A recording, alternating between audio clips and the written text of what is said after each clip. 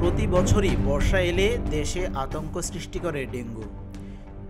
শীতের পুরো সময় পর্যন্ত চলে এডিস মশাবাহিত এ রোগটির দাপট। শিশু বৃদ্ধ কেউ বাদ যায় না প্রাণহানি থেকে।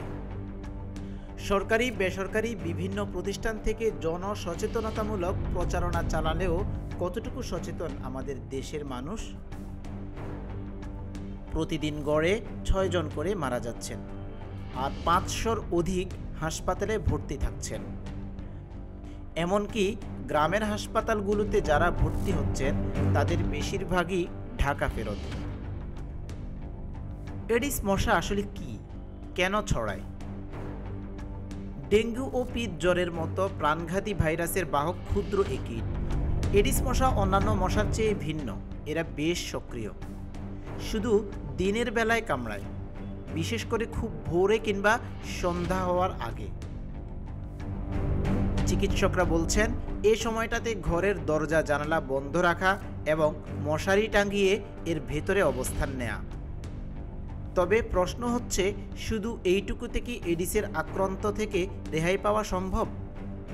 অবশ্যই উত্তর হবে না। ১৯টি জায়গায় এডিস মশা বেশি বসবাস করে, যার সবগুলো আমাদের ঘর কিংবা বাড়ির চারপাশ জুড়ে রয়েছে।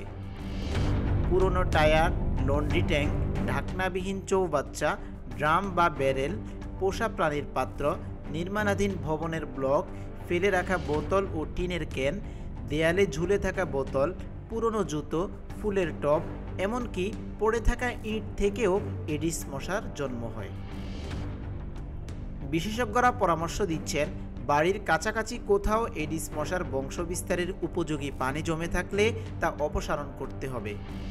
এসি, ফুলের টব, ফ্রিজের নিচসহ বাসায় যেসব স্থানে পানি জমে থাকতে পারে সেগুলো থেকে নিয়মিত পানি সরিয়ে ফেলতে হবে।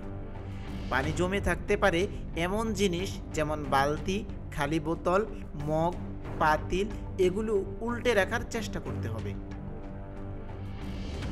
এদিকে চলতি বছরের ৭ ডিসেম্বর পর্যন্ত মোট ডেঙ্গু আক্রান্ত হয়েছে ৯৫,৬৩২ জন। এ যাবৎ ডেঙ্গুতে মোট মারা গেছেন ৫২২ জন। চিকিৎসকরা বলছেন, অতি সামান্য কিছু বিষয় মেনে চললে মরণঘাতী ডেঙ্গুর প্রকোপ থেকে রক্ষা পেতে পারে সাধারণ মানুষ। মহিউদ্দিন ভূঁইয়া, অনুসন্ধান নিউজ।